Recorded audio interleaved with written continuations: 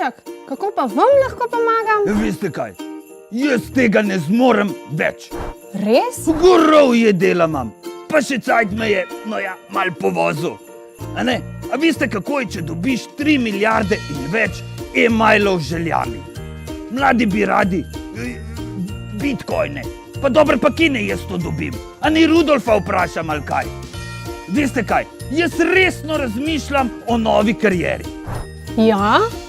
Čeprav sem star, sem pa mlad po srcu in rad bi tako kot mladi spoznal nove poklice, kaj lahko še vse postanem, da štartam na novo, če me razumete. No, potem pa imam jaz za vas eno darilo. To je naš VR set, kjer si lahko pogledate poklice kar od tukaj. A to so neka očala? Ja, Nobel. Ja, Nobel. Ja, to bi postal.